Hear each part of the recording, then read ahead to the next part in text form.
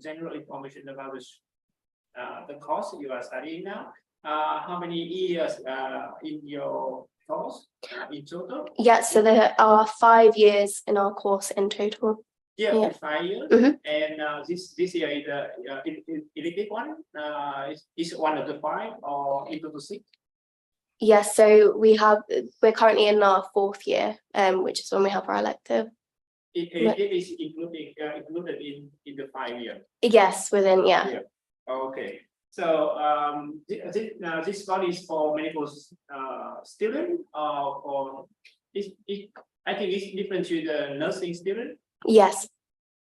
and other as well, because as you may know, in our country, in Vietnam, the medical education system may have some different level and some different specialties. For example, for our medical student, we have 6 years to become the doctor. Mhm. But the bachelor of radiology or public health may be shorter. For the nursing, they have studied 4 years. Yes, and maybe is the same to your country? So nursing is 3 years, and there's 3 different nursing courses. So you can do it straight in pediatric nursing or adult nursing or mental health nursing, and that just takes 3 years, and then they'll become qualified nurses. We also have another course, the Bachelor of Dental Care or Bachelor of Dentistry. They have also 6 years, as I remember, maybe 6 years. But they commence to the university to become the dentist from the beginning. Is it the same? Yeah, it just takes 5 years to 5 become like a dentist in the UK. Yeah. Yeah. Okay. Yeah. Give me, please. Okay, so this is just about the course structure in our 2nd year of medical school. So here's a picture of me and my friends on one of our first days in the hospital and placement. So in the 2nd year, we learn about pathology and management of common conditions relating to one body system. So again, we would have these 3 problem-based learning sessions every 2 weeks. And we would spend the 2 weeks on one body system again. So an example of this would be the respiratory system. And in those 2 weeks, we would cover COPD, asthma, pneumonia, and tuberculosis. And then we would also have 2 days in the hospital on alternative weeks. And when in the hospital, we were expected to take histories from patients and practice our examination skills. Can you explain us to us a bit more about the one body system? What is that? So every 2 weeks we would just focus on the one body system to try and keep it simple. So that example is we'd do respiratory in 2 weeks, and then the next 2 weeks we'd moved on to say the GI tract and look at the common conditions that affect the gastrointestinal system. Yeah. So are you studying at the simulation lab or just in theory only? So we would study within the medical school picture that I showed you on the first slide. That's where our problem-based learning would occur. But then we would have 2 days in the hospital every other week where we'd put those skills into practice. Okay. Yeah. But I'm quite curious about the communication skill. How did you interact with the simulation? What's happened in the illustration?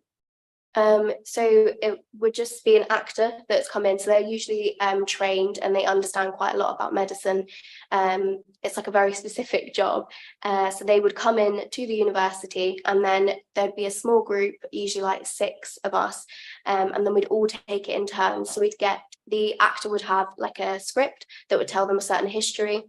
And then it was our job to practice our history taking skills, and then the other people in the group would all watch us and then assess us and give us feedback as to how they think we could improve when taking a history next time. But is that the real person or simulated? That would be simulated within the university. Okay. And then we would take real histories when we would go into the hospital. Okay. from real patients. Yep. Next slide, please. So in year 3 of our university was when we have our specialty placements. So these included women's and sexual health, pediatrics, neurology, care of the elderly, general practice, and psychiatry. And our knowledge was tested by having one problem-based learning session each week. And then we also developed upon our clinical skills. So in this year, we learned how to venipuncture, catheterization, newborn examination, obstetric examination, as well as a bimanual and speculum, which we're expected to practice when we're in the hospital. So in 3rd year, we get a lot more time in hospital. So it would be about 3 days a week, depending on what rotation you're on. This year in the 3rd year, you will study at the hospital instead of the simulation lab. Yes. Is that the same at your university? Yeah, we're in the hospital. We're actually in the hospital 5 days a week from 3rd year on. So we're not in the university at all, really. Our medical student coming to the hospital for their practice at the year 3 as well, maybe the same. But in the year 1 and year 2, we study a lot more subject. Some about the maybe pharmacy or something like that, and more basic course. Yeah. But anyway, that's always there is some difference between the system. Yeah. And that's just a picture of one of the psychiatric wards that I had my placement at in the snow. Oh, okay. So there's a lot of snow in the UK, right? Yeah, sometimes in the winter. Next slide, please. And so this is the course structure of year 4. So this is the year that me and Lucy have just completed. So this year is split in half. And for the first half of the year, we had rotations in our specialities again. But this time it was only obstetrics and gynecology, pediatrics and psychiatry, with a new specialty training of palliative care. And here we would just enhance our clinical performance from what we had done in the previous year. And then the second half of the year is spent on core rotations within medicine and surgery. So we would be dotted around. So we'd have like maybe one day on ortho and then the next day on urology, just to get a really broad and wide experience of the different specialties. And in terms of clinical skills, we learned how to cannulate in this year. And at the end of the year, we were assessed with 2 written papers and then 2 OSCEs, which is what we call our practical examinations. And these were our final exams. And here is a picture of the majority of our year group celebrating after doing our final OSCE. Okay, it looks great, right? So, and I understand this year will be split into 2 halves. In the first half, the second half is look like for the internal medicine and surgery. Yes. And the first half is for others. Yes, it look like quite similar to us. We have the 4 core subject. Yeah. Internal medicine, surgery, pediatric, and gynecology, and yeah, but it's not for psychiatry. Okay. Yes, I think the palliative care is a new one. It's not a core subject in Vietnam. Okay. But maybe the core subject in other developed country. I saw it in Australia as well. The Australian government invest quite a lot into the palliative care system. They funded quite a lot of projects and open and build up quite a lot of university campus and also develop some palliative care course for the Bachelor of Nurse and medical student as well. Yeah, maybe that's a new approach. That's a new way. Yeah. And so year 5 is the last year of our university degree. So this is the year that me and Lucy are going into. And as we completed our final examinations in year 4, there are no exams that we need to sit in our last year. So it's more of an apprentice style year with intense clinical placement. So we have 4 rotations, and they're on emergency medicine, primary care, so general practice, and then you have 2 rotations of your choice. You mean that no, there's not any examination in the 5 year? In year Mhm. 5? No, yeah, no exams, No exam? no exams. Oh, okay. You mean that the 5 year for something like placement only? Yes, just placement. Placement. So we are given a checklist of everything that we need to do within the hospital. Say there'll be like a certain number of venipunctures that we have to do, a certain number of histories, a certain number of cannulations, and more like clinical experiences. So you very much get to focus on becoming the best doctor for the next year when you go into FY1. Yes, interesting, because we our medical student have to pass the 6 year, and they have the final examination in the year 6 at the end of year 6, and yeah, because in the year 3 our medical student rotating in quite a lot of specialties in the hospital. In the year 4 and year 5, they go to some core subject like internal medicine or surgery or something like that. But in year 6, maybe the system, the education system changed a lot, because I graduated quite long time ago in 2005, nearly 20 years. So they change quite a lot. But normally we don't have any. We have the examination at the end of the year 6 only.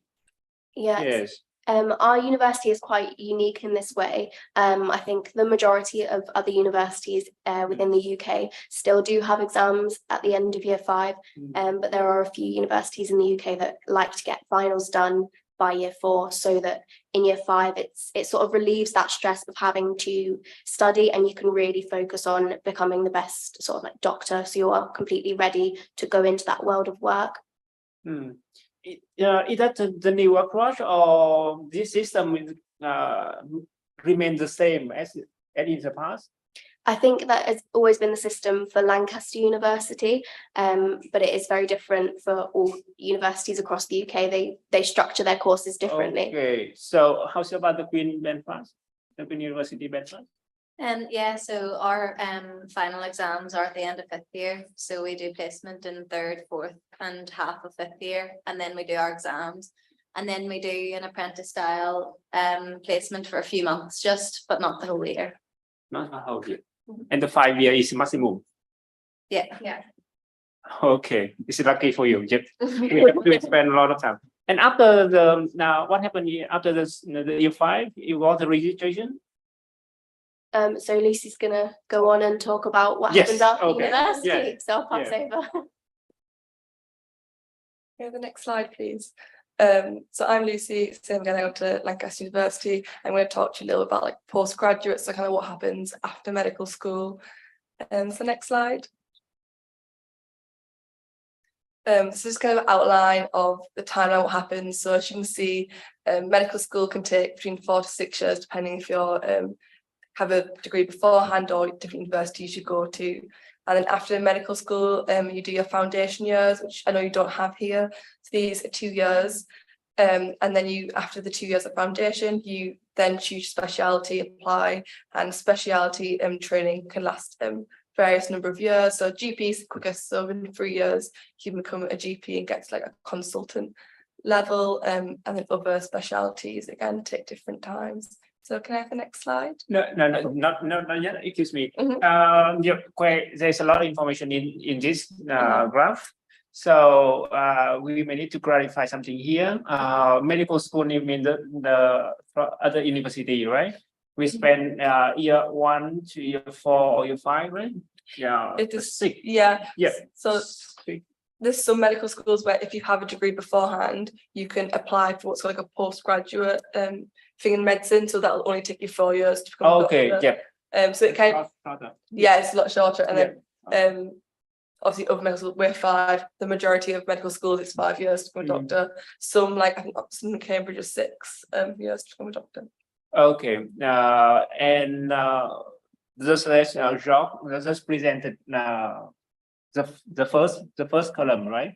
The first blue one, Yeah. the medical school Mhm. in 5 year, and the next one is the foundation years. Can you talk tell a bit more about the foundation year? What happened in the foundation? If you've got the next slide, I've outlined it. So if you've got the next slide, I'll break it down. So these foundation years are 2 years directly after medical school, and it's kind of again help form this bridge between medical school and to specialist practice.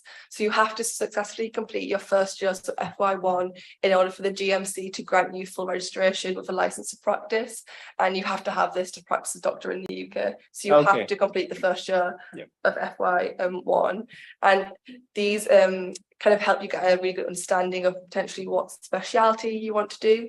So you can either do like 4 placements of 3 months or 2 placements of 6 months, kind of depending on what hospital you end up at. So again, you kind of pick maybe some areas that interest you. You spend those months in there and kind of try and understand what specialty you want to go into. And then most foundation years, you have a minimum of like 3 hours per week of learning. So again, this is kind of continued learning. Even as you're a doctor, the foundations schools help you develop your knowledge and things. And throughout these years, you don't have any examinations either. It's kind of work-based assessment. So very similar to what we do in 5th year, where you have a e-portfolio and you have to get what we call sign-offs. The same happens in foundation years. You have to show that you're competent in your field as a doctor. How's about the timetable learning? What did you learn there? So we're not in foundation yet, but it can be different things. So I've sat in on a few. So sometimes pharmaceutical companies come and teach you about the new drugs, or if the NICE guidelines change, or you can have more practical learning. So you might do more in-depth learning on X-rays or. That's optional. No, you get it. So it's I think more to 3 hours per week. Some hospitals might have more, but it's 3 hours. I think in Blackburn, one of our placements is on a Thursday or Tuesday afternoon, where all the FYs will come together and they'll sit like in a lecture room, and they'll be taught on a certain area, and there's like once a week that happens. So how about you guys? About the timetable learning or other foundation years, you want to share something with that? Ours is the same. I think it's the same throughout the UK. The foundation years, it's for every university it applies to, so we have to do 2 years. And you have to do those 2 years in the UK. You can't go outside of the UK to do it. But you mean that now after the first year, 2 year, the foundation must be in the 2 year or the 1 year. You have to do 2 years. So you 2 have years. foundation year 1, and at the end of FY1, you'll be given your full registration to practice, and then you go on to finish your FY2, and then you apply for specialty training. But most specialty applications, you have to have completed the 2 years. You can't like speed up the process. Yeah, okay. yeah, of course. But in Vietnam, we in recent year the medical school graduated already in the new university. But if they want to have the registration to practice, they have to attend 1.5 year practice at the hospital, like placement or the foundation. Now we can call it a foundation. But in total, the 18 months. Yeah. After that, they get registration, but no examination needed in that time. Yeah, we just have the like sign-offs to show you're competent doing like cannulations, showed you can like ward rounds, you can manage things. And this is the year you start getting paid as a doctor. So you'll get paid and you'll have like annual leave. So you'll have up to 30 days a year where you can take time off to say go see your family, go on holiday, do whatever you want with. But the medical student here, if they join the foundation year, they have to pay for that. Some doctor, some resident, the resident can get paid from the hospital and other funded. But Yeah, just the resident only. The resident is very special one, because they pass they pass university, they pass the 6 year with very good score, and then they have to pass another examination to become a resident. Yes, and after they will they can practice at the hospital under the supervisor. Yes, and then they can get paid. But for majority of the students who graduated from the university, they have to pay for the tuition year. That's in Vietnam. That's No. what happened in Vietnam now. But yeah, anyway, just show you the differences only. Mhm. Yeah. Can you go to the next slide, please? Yes. There's a little bit more about the application process. So Yes. you have to apply to a foundation year program at the start of 5th year. So we'll have to start looking in September about Mhm. applying. For international applicants, you must contact the UK Foundation Year Programme Office directly to kind of determine the eligibility and how to apply. So if you think about maybe applying to Foundation Year in the UK, just have a quick look at UK Foundation Year Programme for international applicants, and it should just give you an outline of how to apply. So during the application stage, candidates will rank the foundation schools according to where they want to prefer to work in the 2 years. So there are 20 foundation schools, also known as deaneries in the UK. It used to be that allocation was based on a point system, depending on how well you scored in your medical exams, and with another exam called the SJT, Situational Judgment Test. However, we found out maybe a month ago that they're scrapping the points-based system, and now everyone will be randomly allocated using an algorithm to try and place as many people possible in their top choices. So this is the new process of allocation for the next intake. So this is when we're applying. Oh, it's quite different to our system now, because you have foundation school Mhm. in the UK. It means not all graduated nurse, all graduates, medical graduated medical student must enter the foundation school. Mhm. But what school do when do for the student? They arrange the placement. They arrange the practice. Yeah. And allocate the student into Yeah. based on the student needs. Yeah, so it's like a job. So if you go to the next slide, I'll show you. So these are all the areas called deaneries. So these are all the 20 areas you could possibly be placed in. So they're quite large areas. So what will happen is you'll rank all your deaneries. You'll then be told what deanery you're in. You'll then go to start ranking every single hospital in that deanery. So obviously, guys, it's quite big areas. You might only want to be in one part of the country. So you'll rank with hospitals in that area. And again, then you'll be allocated potentially a hospital, and then from being allocated hospital, you'll be allocated your rotations for your foundation year.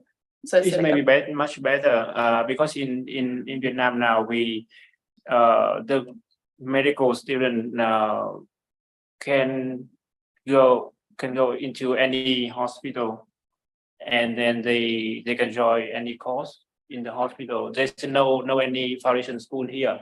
But if anyone wants to have a foundation practice, they can go any hospital like my hospital and other hospital in Hanoi and in other province, and then they practice there, and the hospital will size on and approve the practice time for them, and then they can have the registration.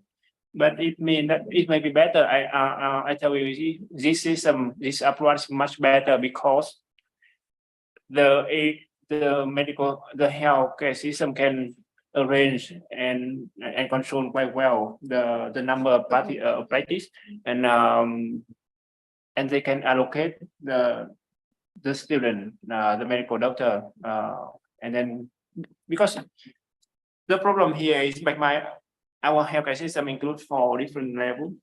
Like our hospital here is at the top. At the top of the pyramid, the government hospital, and above that one is a provincial hospital. They have a bit lower capacity. under the provincial hospital is district health center. They can practice this a bit the fewer medical procedure and have lesser capacity in healthcare treatment and healthcare services. In the community, we have also the community health station, like in the remote, rural and remote area, with a few staff only, and they manage the patient only. There's very few procedure can do at that level. But it means that it's a big difference in the capacity of the healthcare services between the level of the system. Bach-Mai can do a lot of things, but the provincial hospital, provincial level and the district level maybe that's much lower. It means that a lot of students can go to the Bach-Mai hospital and other government hospital for their practice, because they can study a lot of techniques there, and they can get a lot of knowledge and experience on the various disease and a lot of knowledge here. They can do a lot of things under the supervision of the expert in this hospital, as one of the biggest hospital in Vietnam. But it also means that just very few graduates coming to the lower hospital for their practice. Even at one time, a lot of medical staff coming to our hospital, but no one in others. Yeah, but it's much better with this system. They can control the number of the medical doctor, and then much better for the patient, because the waiting time is maybe So that's why I told you that this system maybe much better. Well, of course, the policy maker is we make the final decision. Yes, we as in our show we don't aim to criticize any system. We just provide the fact, right? And we don't make any decision here. We just discuss what's different between the two countries. In individual point of view. Yeah. That's my point, maybe correct or not. But we just try to discuss about the fact only. So yeah, I think it's much better. We can learn something from here. That's a good one. Yeah, the deaneries kind of have a certain number of posts for doctors, depending on like how many people in that area, how many hospitals, how big it is. So yeah, they can only take a certain amount of foundation year doctors, and once all the posts have been filled, those applicants will be sent to less popular places potentially. Next slide, please. So I'm going to talk about specialty training. So this is what you apply to after your foundation year programs. You don't have to apply straight after FY2. Lots of people take what's called an F3 and F4 year. You can kind of work for as many years at like a foundation level until you apply for specialty training. So you can apply to different specialties, and you can make as many applications to different specialties that you wish, providing you meet all the eligibility criteria and requirements of competencies as detailed in like specifications for those different areas. And the different specifications can be found on the Health Education England website, and they're very different for different specialties. So I haven't even mentioned it because it would be a whole other PowerPoint kind of outlining that.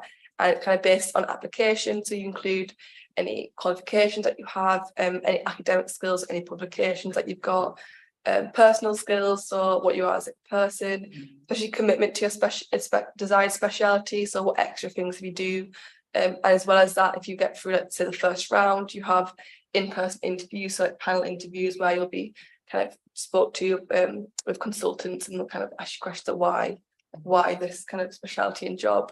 So each different specialties are different competition ratios. So for example, acute common STEM, so ACCS pathway in emergency medicine, which is kind of an area I like, so I've mentioned it, In 2022, there was 1,606 applications for only 361 posts, and the posts are scattered throughout England. So there was a competition ratio of like 4 applications roughly to every 1 post.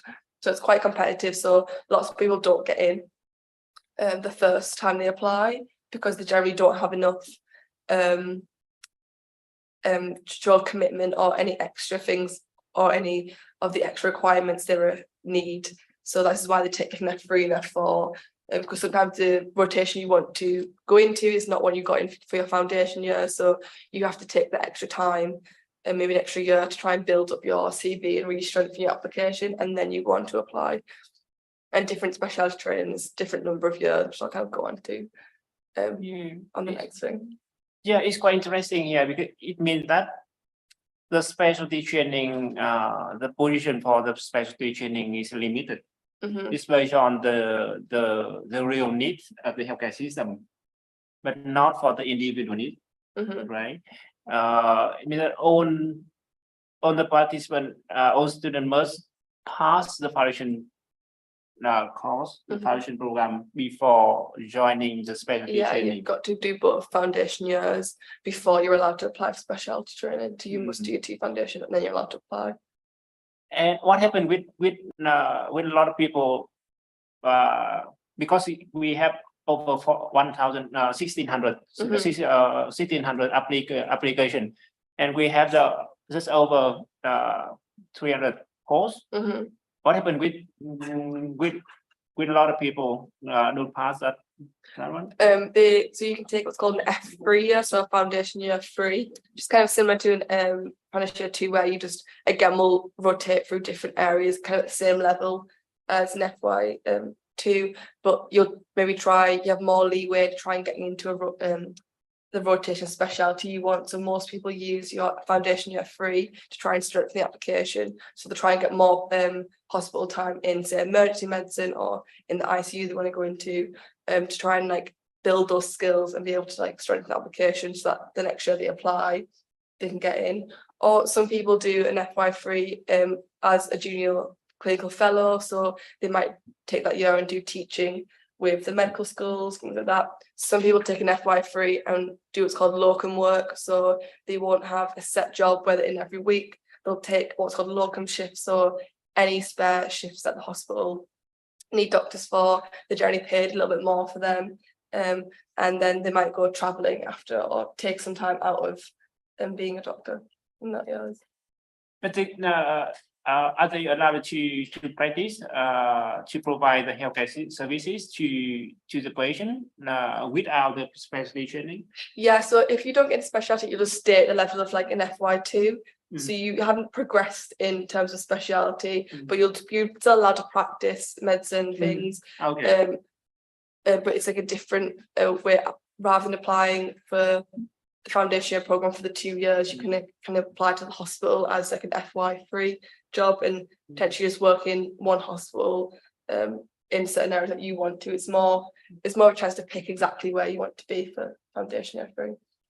Okay, quite interesting for us because in our country, anyone wants to become a specialist, they can attend any training and have the registration to be a specialist. But they feel very limited specialist in the UK. Yeah. It's the first time I have to know that. Yeah, but of course the government can control the volume of the specialists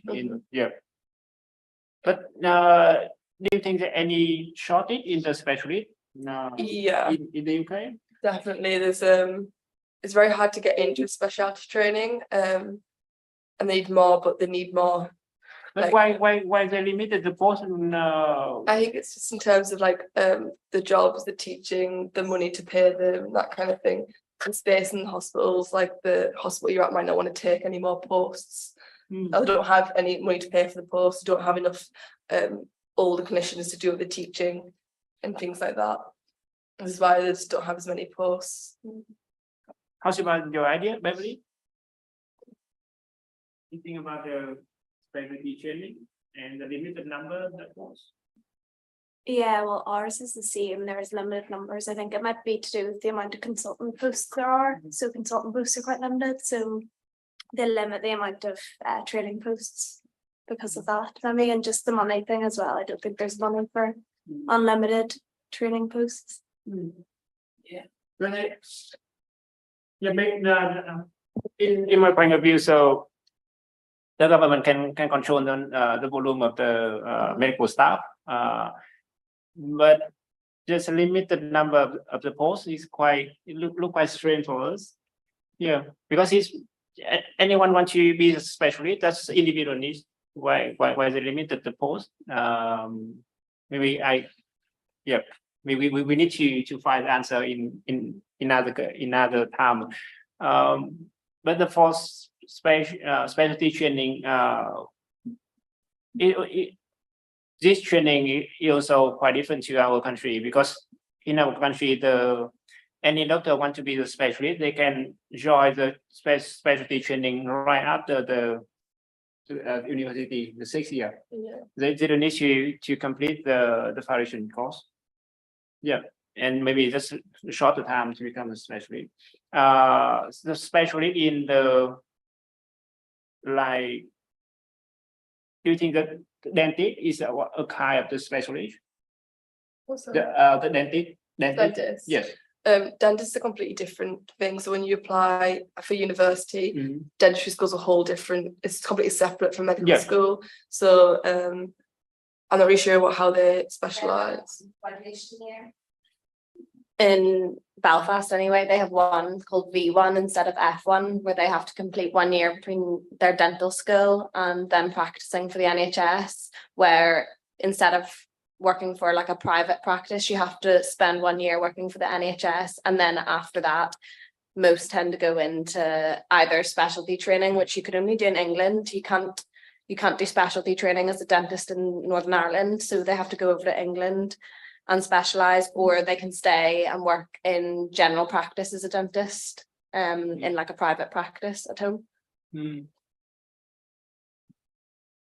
Okay. Okay, thank you for your explanation. It's a bit clear for us now about the specialty training. And after the specialty training, there's any further education for the medical doctor? Yes, if you go to the next slide, a little bit more about specialty training. So Okay. it takes a different number of years to complete. So depending on which kind of specialty you want to go into. So GP is 3 years, things like surgery can take up to an extra 8 years. And during like all these years, you have different number of exams that you have to pass to go on to the next year. And lots of people these years can take years out and things. So say they want to start a family, or they want to experience, they don't have to do the 8 years one after the other. Some people take years out, like maternity leave, paternity leave, that kind of thing. And you've got to pass different exams, and it's kind of complicated because different specialties have different exams.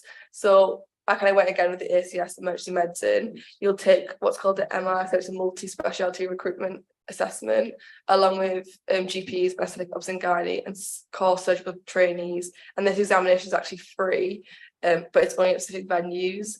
But other specialty exams aren't free, so they can cost you maybe £500 per exam. Yep. So lots of people, sometimes if they don't have the money, they have to wait to save up to then be able to afford the 500 to the grand kind of thing it takes to complete. And the results, I kind of use differently for each specialty's selection process, depending on like consultancy. So kind of once you finish the number of years you've passed all the exams, specialty training, then you'll be a consultant, and consultants are like the top of the field. There's no more progression once you get to a consultant level. It's not easy, right? It's not easy at all. No. So do you think that you want to be a specialist? Is this one? Is it approach? Yeah, so everyone generally specialises at one point. They will get into a programme at one point. Again, different number of years. I know the ACS emergency medicine pathway takes 4 years to complete. The first 2 years, you do rotations in ICU, anaesthetics, and emergency med, and you're with everyone else in the different ACS, so ICU pathways. And the last 2 years, so you just solely focus on emergency medicine. But again, like you have exams throughout the way. So if you fail an exam, you've got to be thinking as well, you probably haven't been revising since you've left medical school. So for us, it'll be 3 years since our last exam. So lots of people fail. They're quite hard exams as well. Yeah. Yeah, if you fail it, you've got to wait till the next, and the exams are only at certain times of the year. So you've got to wait till the next exam, and I think there's maybe 2 examination dates in a year. So you've got to wait till the next date to do it again. That's 2 times. That's 2 Yeah, times. and they're only at certain areas in like certain venues. So although like this one exam doesn't cost, you've got to get transport, maybe accommodation to the venue. You got to ask for time off work to take How it. many venues in the UK? I am not quite sure because obviously there's so many different exams. Oh, okay. This is like one type of exam, but there's different types of exams, different specialty trainings. This is not one. Okay, yeah, There's you're quite a right, lot. you're right, yeah. Maybe that's quite a lot of venue, but the venue for a particular specialty is maybe just a different one. But now how much of is on average the cost of the examination? 500 quid to £500, sometimes up to Right. £1,000. Not so many, right? £500. How much is that in done? So like, I don't think that's too much. it'll be 15 million. 15 million per exam. It's not so much for because they have already a practice at a GP or something else or some other big before becoming or before joining to the exam. So they have Yeah, Yeah. you're working. already working, right? So I mean that they have maybe they have enough to pay for that. Mhm. Yeah, and so maybe the course is not really the barrier for them to take the exam. Maybe the exam itself maybe too hard for them and fail that one. Transport and accommodation maybe another barrier, but maybe not too big one. I think the issue is more is it's quite often people fail the exams, like it's more rare to pass the exam first time. So people have to spend like £500 quite often, which is where like Okay. the issue lies. Like Yes. for example, my dad failed one of his like 8 times. Well, really? So yeah, so Okay. you have to keep going. Obviously that was a bad one, but like it's quite Wow. common that people will fail. Oh, that's an interesting number, right? Yeah. Do you know, on average, how many times for anyone to become to pass the exam? Pardon? How many times of attending the On exam? average, okay, I'd say like Can say. hopefully few, but 2 or 3, hopefully 2 or 3. you'd be done, yeah. Okay. It's quite Eight- bad. eight- It's eight quite a lot, right? but first time's really good, like you'd be Mm. doing well to pass first time. Mm. I think one of the problems is that you don't have like time off to revise. So you've got to be working your regular hours, like 7 till 6. Mm. And then at this point, most people have maybe start having children and things. So then they're trying to do all their revision in like the extra hours. So they might only get so many nights, then they're working night shifts, they're working weekends. So it's kind of as well the limited time they've got to revise. Mm. I agree with you about the barrier and the difficulty to attend the exam here due to some because of some something like transport and accommodation or even the limited number of exam every year. As in my experience in the Australia, they have just very few venue for examination only. There is a milestone in the healthcare system in Australia is the year of the 2007. Yep, 2007, when the government require all immigrated medical doctor have to sit on the exam for their practice. Before that milestone, before that year, on they accept, they approve on the degree of the immigrated medical graduate, international medical graduate, IMG. Graduate to practice in Australia. But after that year, own doctor must sit on the exam and they pass the exam. And some of them practice fail the exam and they have to quit their job and go out their office. They are not allowed to practice or anymore because they failed the exam, and the pass rate is very low. Yeah, and the reason for the fail is not about the transport, not about the accommodation, but because of communication skill and yeah, lot of communication and language. Just for Australia, they are familiar with the culture and the communication skill of the Aboriginal and resident there. But for immigrated one, it's quite strange for them. And that's fail about a lot of them failed because of the communication skill. Yes, that's a matter. Also, that's very limited venue in Australia to for their exam. For that exam, that's a national exam, right? It's not local exam. They have this, for example, they have one venue in Melbourne only, and just few other in other big city as well. And all the GP must go in there to sit on the exam. It takes quite a lot of time and cost for traveling and accommodation as well. So yeah, and it happened 1 or 2 times per year only. So and the cost is much more than that. The cost for the test is 10,000, around 10,000 Australian dollar. Yeah, it's very expensive. It's very expensive. And in that exam, I can share to you something I know about that exam. On that exam, there's some rounds in that exam. The candidate must win face on some situation, some patient situation, and they with standardized patient.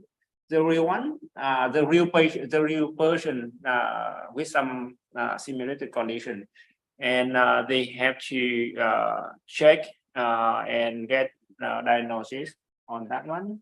They have to communicate with standardized person. Yeah, and some theory. Yeah, they have to pass the theory test first, and then the practice exam is maybe later. There's majority of the candidate can pass the theory, but they fail in the practice. And there's a bit of long time between the exam. Maybe that's one person, they have to wait for 1 year to get another to sit on the next round. So a lot of time for immigrated medical doctor in the Australia. Yep. So that's some of my experience on the exam. About specialty, can you share with us your dream? Do you think that you will be a specialist in the UK, and which specialty are you prefer? I think it is. Most people do specialize in something. In terms of the ones that I would be interested in, pediatrics, I really enjoyed in medical school this year. And obviously we've picked to do it this week in Back My Hospital as well, and enjoyed it. So pediatrics, and then GP, like family medicine, I really enjoy as well. I enjoyed my placement this year, but I probably won't decide for like another 5 years or so. I feel like I'll want to work in the specialties first, and then I'll see. So yeah. Yeah, can you share with us, if possible for you? Can you share with us the hidden reason behind the reason why you? The reason why? Yeah. It was really only based on my like placements that I had in like medical school. I was in a hospital that had really good teaching, and they got you really involved in the wards. And then we did 2 weeks in neonatology before we came here. and really enjoyed that placement. Mm. They just let you get very involved, and they taught you loads, and I just found it like interesting in medical school. And then same with my GP, why I like family medicine. It was just because of the family practice I was in. They got me very involved, and like you had your own room, and they let you just do consultations by yourself. So I think it is just based off the placements that I've had in 4th year, and then obviously I'll see what I like in final year as well. But yeah, it's placements that is the biggest reason. Yeah, you mean that you're comfortable with the placement in the pediatric? Yeah, I feel like at the beginning it was difficult. Okay. You have to find a Yeah. way to like communicate with kids, but you get used to it after a while. So yeah, no, I do. I really like kids medicine. Yeah. Okay. Thank you. Now, Tiffany. Yeah, we're all quite boring because we all have liked pediatrics this year. So at the moment, if I was to say one, like pediatrics for now, but again, I think I don't know until I'm actually working in it and see how I feel about it then. But yeah, I just find the conditions that are quite specific to children, or that you see more commonly in children, quite interesting to learn about. And I enjoyed my placement on it, and I feel like it's quite a hands-on specialty, quite practical, which I like. Whereas GP for me, I feel like I'd be kind of bored, or I don't think I would enjoy it as much. Okay. But yeah. Yeah. No, I think one of the reason both of you interested in the pediatric, maybe you are a woman, that's like a natural character. Yeah, maybe. Yeah, but I think you found some difficulty in other specialty. Maybe that's also the reason. Yeah. Okay. How about you, Beverly?